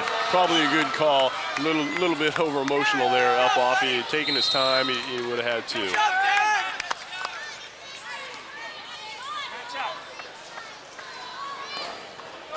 Uphoff taking a breather. As is Chris Sandel. So right now, Mustangs once again just want to peg it back just a few. Try and make it a 10-point difference for the fourth quarter. Yeah, Uphoff having a rest on the court. Sandel actually sitting down. Rawlinson to Jose. Where will he go? Back to Rawlinson. Long-range shot. So he's going to his bench, Majors. Probably not too many options. Bruton's on the break. Missed the layup. Oh no, there's a whistle. Very soft foul, that one. And that will really get the backs up of the Mustangs fans here. Bruton missed the layup, but the foul. The foul was not against not on CJ Bruton. It was on Andy Uphoff was the guy who was fouled by number 6 Jose. And that was as Uphoff was going to follow it up. Jose pushed him in the back. So it was a foul. It was a good call, but it was hard to see. Real shame, too, for the Swan City Mustangs because Brett Ellis did a fantastic job hustling back down to put the pressure on Bruton, who missed the layup. So that was unfortunate for the Mustangs. And, well, Andy Uphoff, who has been sensational. I love the first step the guy's got. He's so quick inside for someone who's fairly lean. He does a great job on the boards, and he's doing a good job on the line. Uphoff 62% from the foul line this year. Tonight he's perfect, 4 from 4. All of a sudden now, big troubles for the Mustangs, down by 18 points. They need to score on this trip. Brett Ellis kicks it out. Jose has got it now, but no look to Davis. The reject by Uphoff. Uphoff did superbly. Bruton, the end of the long pass, and Brett Ellis will wear a foul. Bruton will go to the line. Well, it's close now to the white flag for the Mustangs. They've gone with their bench at the present time. Majors looking for a spark. He's got their starters sitting down at the present time. He's not very happy, Norm Majors. No, we talked about, this is the time of the game where you wanted to pick it back to maybe 10 points going into the fourth quarter, and now it's almost 20. Norm Majors is not very happy. Having plenty to say to Chris Sandel on the bench. Let's check the scoreline now. 79-59, a 20-point game. Epperson kicks it out. Ellis. The bounce pass back to Epperson. Shot over Hansen. Doesn't drop. Rawlinson working hard, but Uphoff wins the day. Hansen. Baseline. Uphoff. I'd like to have money on him. Shots waved off. I didn't see if that was a travel or a 3-second call. 3-second call, and we were talking earlier about the look on the face of Chris Sandel when he was missing a lot of shots, and the look on the face of the Hawks' 2 key players in Hansen and Uphoff. They're very confident. Obviously, this focused desperation by the Hawks. I think John Gardner is going to chalk up his first title. Those 2 guys are dominating right now, especially Andy Uphoff. Andy Uphoff has 15 rebounds right now, 18 points, shooting 54%. He's got 4 assists. Numerous blocks. He's made some huge plays. Mustangs kept to just 59 points. The leading scorer on the break. Now we've got Jose. The dish to Rawlinson. Great defense again. Uphoff a 2-on-1 situation. There's Hansen. Spectacular move. Showtime now. 22-point lead. The Hawks are blitzing the Mustangs at the present time. Mustangs running with 3 of their bench players in big trouble. Difficult to see themselves dig this out now. Jose from short range. They just can't buy a bucket at the present time. 3-on-2 situation. Baseline. D'Agostino joins in the scoring. Peter, it was a 14-point difference when Chris Sandel came out of the game. With 1 minute to go, it's now a 24-point game. The Hawks have just blown it out here in about a minute and a half's time. Majors needed to do something. He went for his bench, and I'd suggest that's backfired now. 83-59. Counting down last minute. Davis for a couple. Doesn't go, and well, they've just dominated the rebound count. We've got 42 rebounds to 15, so they've just wiped the Mustangs out of this match. Swan City managing just 59 points. The league's leading scorers this year. Harkis looking for some room, and he's drawn a foul. Davis called for that. Nothing going right for Swan City at the present time. The game was in the balance at the half, Scott. 6 points the difference, and just been one-way traffic this third quarter. Yeah, the superior defense of the Hawks, the fact that they're able to just totally dominate the boards. I'm not sure, but I don't think Swan City has more than 1 offensive rebound this quarter. 29 defensive rebounds to the Hawks. They just dominated the boards, and with Swan City shooting only 40%, there's no way they can compete. Brett Ellis on the dribble. Davis, we're down now to 15 seconds in the third quarter. Showtime again. There's the steal. Rawlinson thought about, but Dan Bruton, the trailer, tips it in. 84-59. Make that 86-59. 27-point game. The buzzer beater doesn't drop. Three-quarter time, one-way traffic. They're celebrating early. The Hawks camp. A quarter to play. They led it by 27.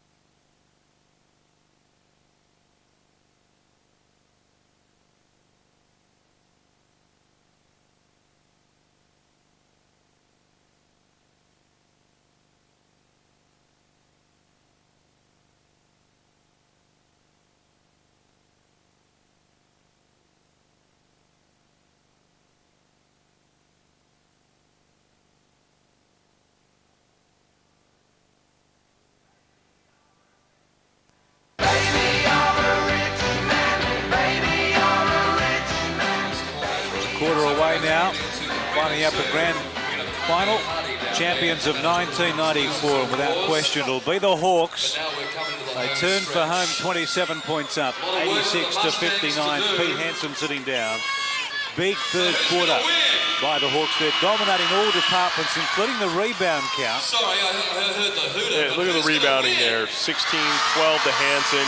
And you look at the Mustangs, 6-4-4-1-1. 16 to 43 in the total rebounds. 32-point quarter to 11, favouring the Hawks. Led by 6 at the half, and now massive leaders with a quarter to play. The huddle breaks. Pete Hansen, a star tonight, 22 points and 12 rebounds. Ably supported by Andy Uphoff, 18 points and 16 rebounds.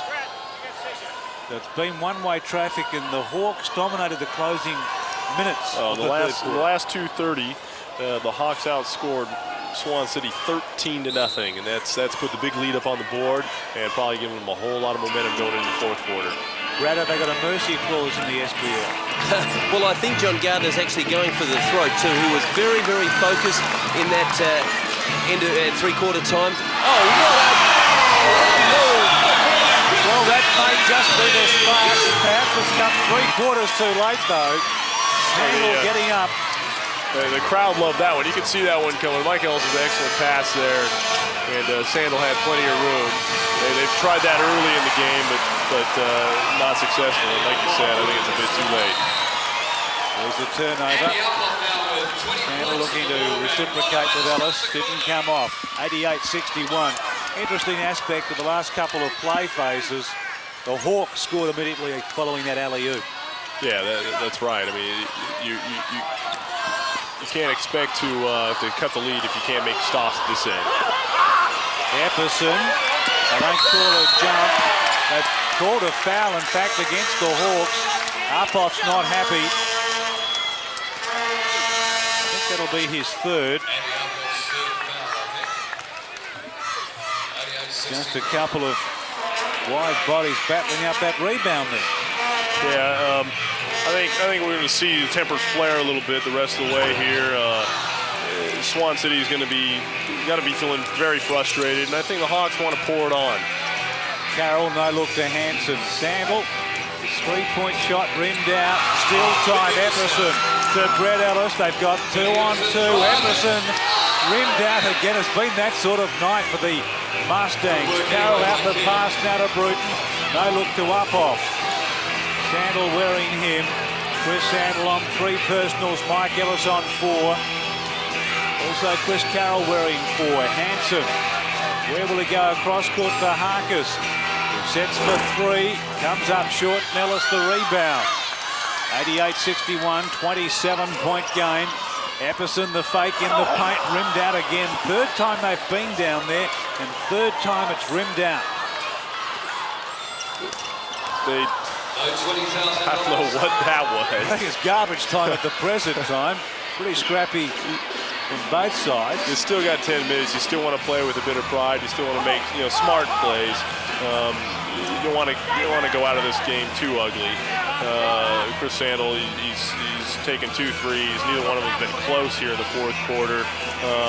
Like I said, you want to play with a bit of pride and try and go down playing with some class and some effort. Bruton low post to Hanson. Hanson working against Sandel. Uphoff.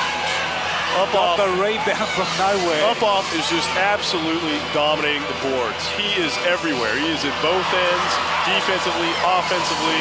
He's a tireless worker. He's having one hell of a game. Your MVP already, Scott. Yeah, well, I actually called Hanson a while back, but Uphoff's just gone on with it now.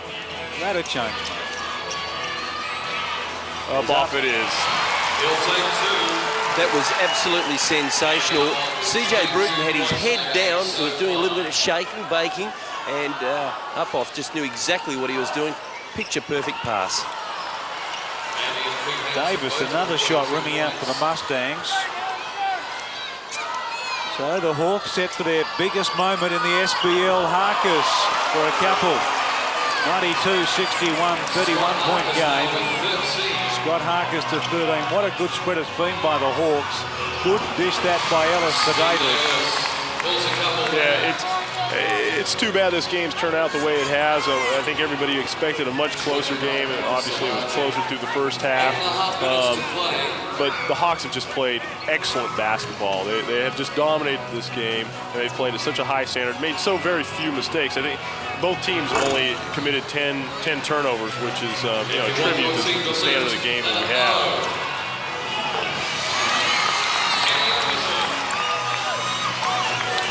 Epperson's still working out there hard. He's had a pretty good game. He's got 22 points, but only 5 rebounds and no offensive rebounds, which is, the rebounding has been the most telling statistic.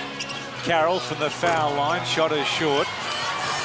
92-65, 21-game winning streak ending tonight for the Mustangs. This is not the game that you'd pick for a winning streak to win. The best of 1 grand final. All majors, one of the best of 3.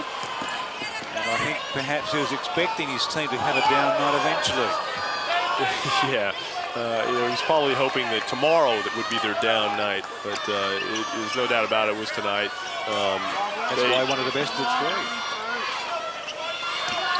Appropriate time to go down memory lane, Pete. 1977, Perth beat Scarborough City, who are now the Perry Lakes Hawks, by 2 points. 79, they had their first grand final victory when they defeated Stirling, and then in 81, they lost to Stirling in the, if you like, the reverse singles of all that. So Scarborough with Perry Lakes with 3 appearances in grand finals. They've only won 1, and I think tonight it's pretty safe to say that they've got their second. And in the modern SBL, this is their first, Brad, more to the point, since the league expanded and took on a new shape. Their biggest moment in the SBL, the Perry Lakes Hawks. They're 6:43 away from that final buzzer. Ellis, good dish to Epperson, who hasn't put the towel in. He's got it back again. Epperson's a class act.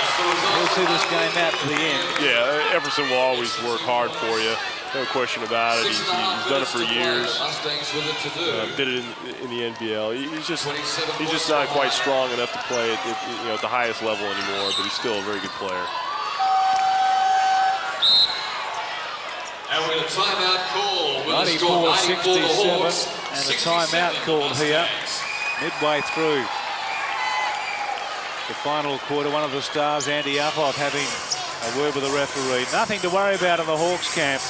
The Mustangs, well, what can they salvage from here, Scott? I guess they can just try and level up the scoreboard a bit. Well, yeah, with 6 minutes left, we talk about pride, the fact that you don't want to go down looking ugly. Right now, if I were Norm Majors, I'd look to slow it down and just work your offense and try and get good shots. I mean, I don't know, 6 minutes left, and I guess there's some chance that they could still win it, but let's face it, probably not. Well, from one Wildcat to another, the record games holder, Eric Watterson. What would you put down? The single factor, Eric, I'm going to make you think here. Single factor for a Hawks win tonight. Enthusiasm is one thing. I think the Hawks have outplayed them in every department. Uphoff and Hansen have really outplayed them inside. I think it's Heath Gardner, one of the Gardners anyway, and CJ Bruton have been great in the backcourt. And on the boards, they've just cleaned up. Thanks, Eric, and I've got Dave Hancock here as well. Dave, strategically, John Gardner, his game plan has been terrific tonight. Well, the zone's been really, really effective. He did a good job of cutting Chris Sandell out with the zone, and they've been able to run out of it. And I think Uphoff's made a big impact on the game by busting out on the dribble every time he gets a rebound. Thanks a lot, Dave. Back to you, Pete. Thanks, Brad. Sounds a bit like Wildcats Corner this show. Wildcats coming out from everywhere, Scott. Yeah, they made us show up tonight. No, like I said, they wanted to be here. They wanted to support their teammates, Chris Carroll and CJ Bruton. John Gardner taking the honours tonight in this battle against Norm Majors. Full credit to John. We've worked with John for the last 3 years. Carroll gets a couple. And this must be a big moment for the man who's very much the voice of basketball in this state, John Gardner, one of the elder statesmen of the game, a pioneer. And tonight enjoying one of his biggest moments, a double Olympian. Here's Ellis, another star, in traffic, and he's drawn a foul. Travel. No, in fact, yes. That's a pretty tough call. Mike Ellis did a lot of good work there, and he probably deserved the foul that he should have been hit with. 29-point game at the present time, counting down now last 5 minutes of the match. Carroll, where will he go to Uphoff, and why not? 24 points and 22 rebounds. Harkis has been good as well. Hansen the gift to Carroll, didn't get the roll. Uphoff's drawn a foul against Epperson.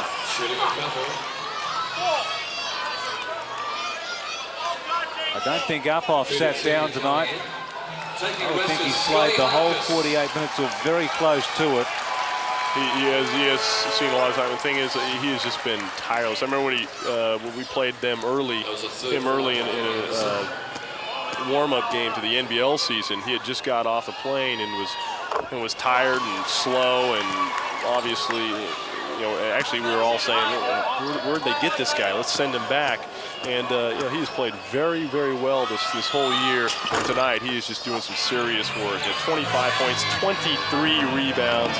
He's just dominated this game. Just 4 assists away from the triple-double now, Uphoff.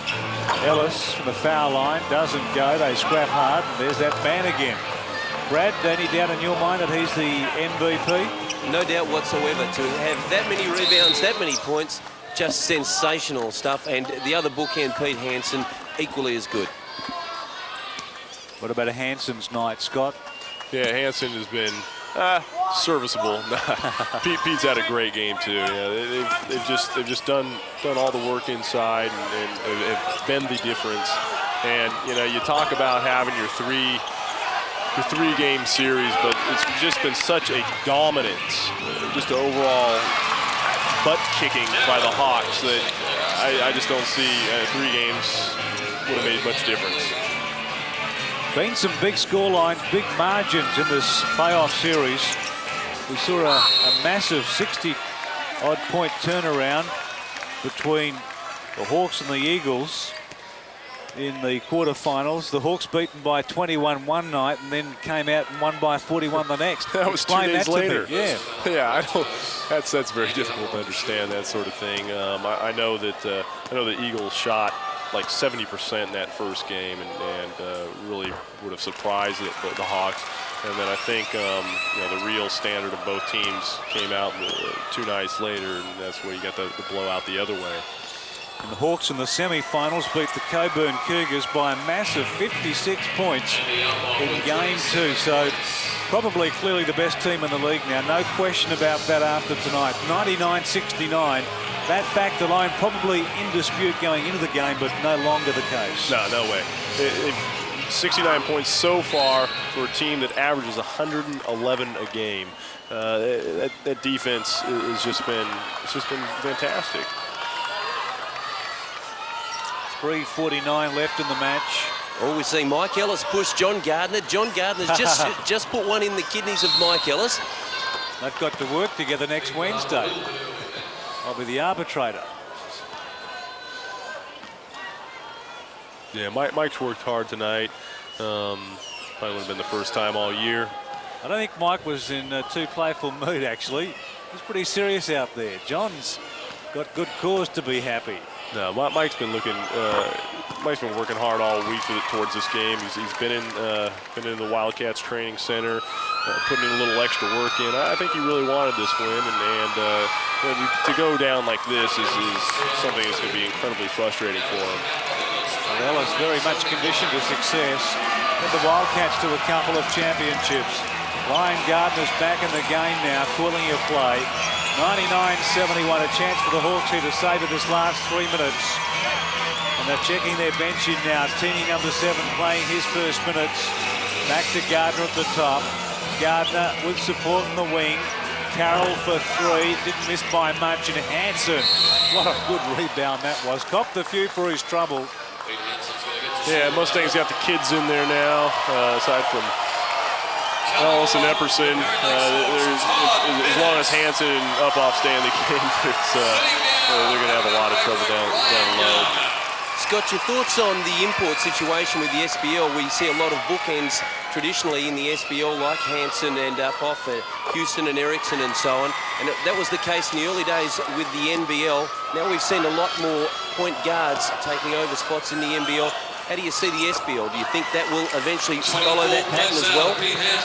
Well, I think the key there is the Australian content. I think you win the games inside, you win the games with rebounds. I think if the SBL can start to build bigger Australian players on the inside, then you'll see it go to the American point guards. But I think the SBL, for the most part, you'll continue to see the big men inside because really, all in all, I think Red Auerbach, the famous coach of the Boston Celtics, said it best, a good big man will beat a good little man anytime. And so if Ricky Grace watches this replay, I hope he remembers that.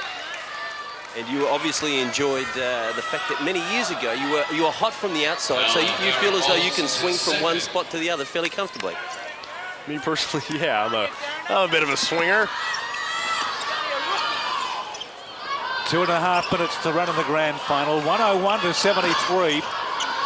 Hansen goes inside. Uphoff makes a jam. Well, you couldn't deny him the luxury of having that satisfaction. No, I had a feeling it was going to come sooner or later, and I wouldn't be surprised if one of them gets another one here pretty soon. 103-75, 28-point game.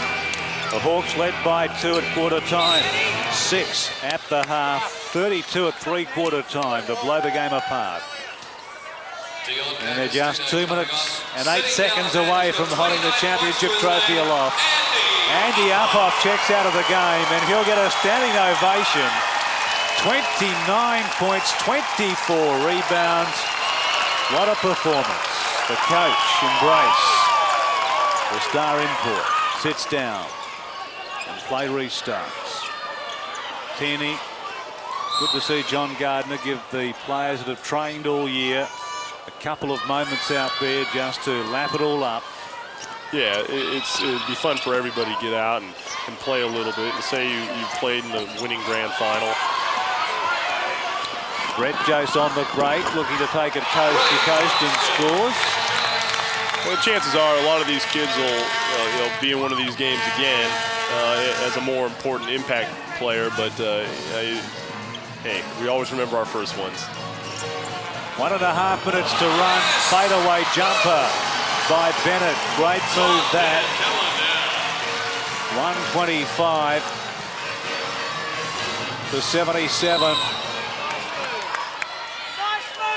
And we've just got one player on the Hawks list to score, and that's Tierney. Now I think Pete Hansen might be coming off, or is it Mike Ellis, in fact, is checking out of the game the same time that Pete Hansen is. So a couple of champions of basketball here in the West, Hansen and Ellis. And we can see the Hawks bench. Hansen, Gardner up off there. Plenty of reasons to be happy about what's taken place tonight. They've won a championship. That's terrific for John Gardner. 1:20 left in the game. 105 to 78. It's been all the Hawks tonight. What a performance. 21. Make that a 26-point lead at the present time. Long range shot, no good. Epperson, big outlet pass. Rawlinson now from close range gets a couple. 105 to 81. 24 points now. Scotty, we're down to the last minute. You've won a championship. What are these guys going to experience? Well, they're going to experience some big hangovers tomorrow, I imagine. But there's nothing really like it. I mean, it's a great feeling, and it really doesn't matter what any standard and whatever level you win a championship. It's something you work.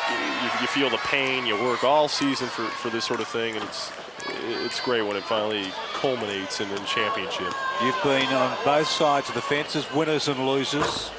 Yeah. Contrast, isn't there? Massive contrast. Oh, yeah, huge contrast. Unfortunately, tell us about the Mustangs. Yeah, the Mustangs, they've had such an incredible year. They've had a 21-game winning streak. They finished the regular season in second. There's no doubt about it. They are the second best team in this league. They've got to be proud of the way they've played all year. Obviously, they did not play their best game or probably anywhere near their average game tonight. But they've had a good year. They've got to be happy with it. They've just come up against a better team in the Perry Lakes Hawks. The Hawks bench on their feet.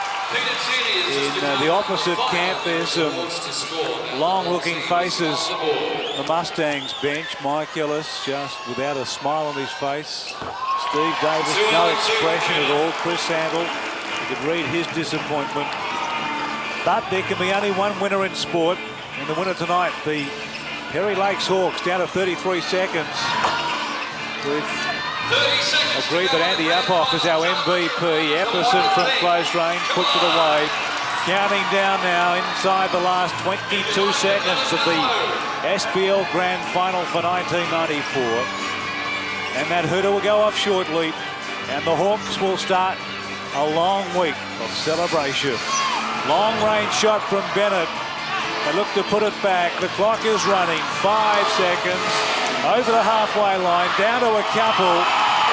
Shot is good, but there's the buzzer. The Hawks are champions of 1994.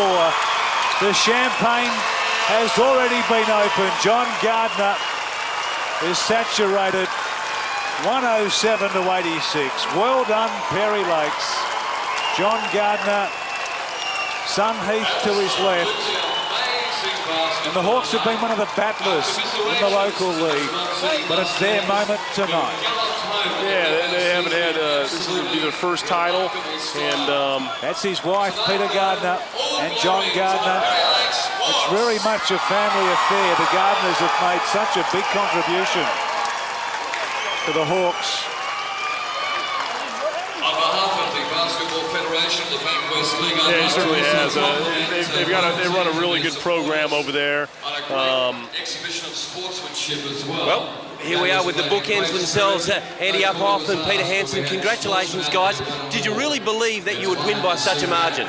Oh, yeah. Well, we maybe not that much of a margin, but we believe we could win. There's no doubt about that. We won the league, and we were confident coming in. A lot of people said that they might beat us, and they were a good team. We had the confidence. We knew we could win. What did you focus on, Pete? Well, really, we wanted to shut down Chris Handel and Epperson as much as we could. It's very difficult to do it, but we knew if we played our game that we'd be in it the whole time. And they've they won 22 straight games, so eventually you're going to drop one. Fantastic. I'm sure you're going to cop a bit of flack from Scott Fish. He said some nasty things about you, but lots of good things about you. Congratulations on your first season. Thanks a lot. It's great playing with this guy. Hey, there's no better person to play with than him. I mean, he makes it easy on me when they have to respect him so much that it makes it easy on me, so I give him a lot of the credit. So. Congratulations, guys, and celebrate. Have a good night tonight. We'll be back in just a moment to wrap this game up with the Hawks winning the 1994 Grand Final.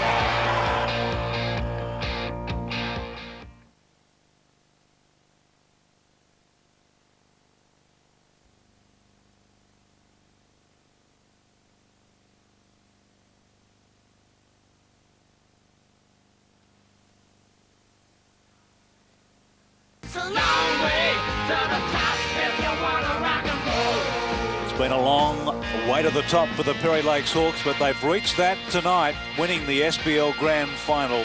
And there's the moment to savour John Gardner taking a drenching, a bucketing, but he'll enjoy that with the Hawks winning the SBL Grand Final by 21 points and some happy campers there. 107-86. Full credit, Scott Fisher, to the Hawks tonight.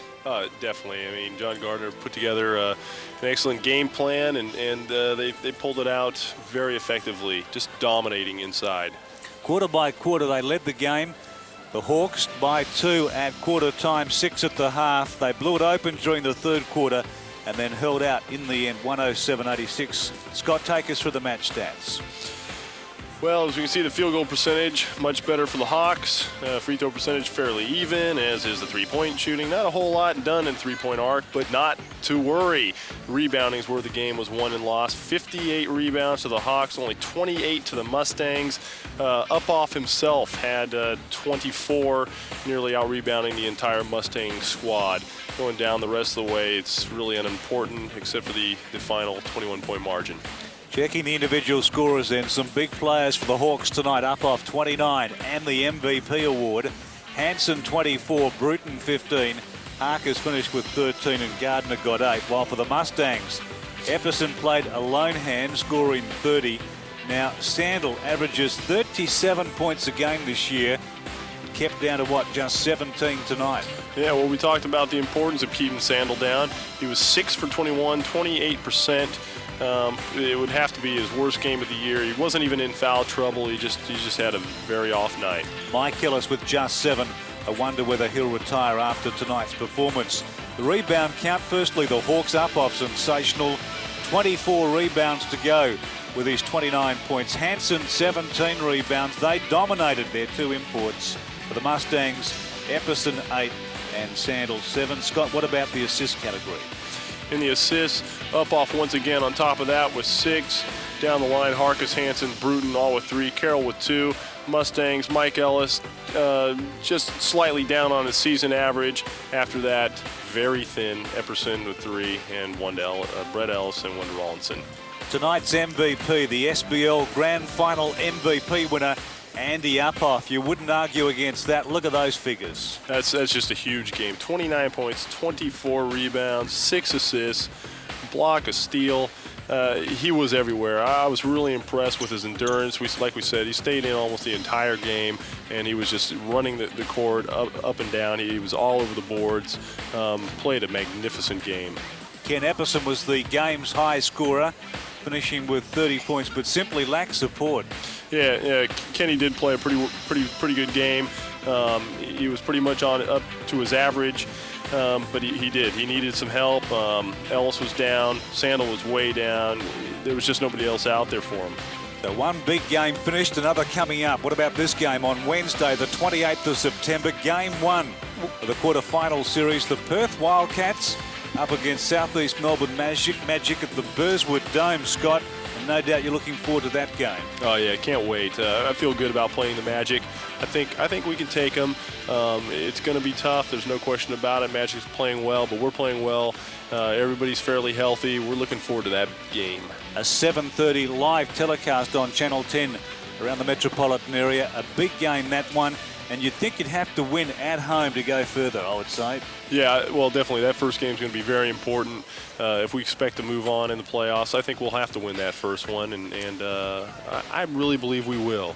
Okay, Scotty, terrific job tonight. When you finish playing basketball, there's a career there as a commentator, as well as a sportscaster as well. See you next week. Okay, thanks a lot, Peter. Okay, Scotty Fisher there. Also our thanks to Brad Chechens. Repeating the final scoreline then in the 1994 SBL Grand Final. The Hawks champions tonight, beating the Mustangs by 21 points, 107-86. Well done to John Gardner and his crew. Until next time, it's good night from the Superdrome.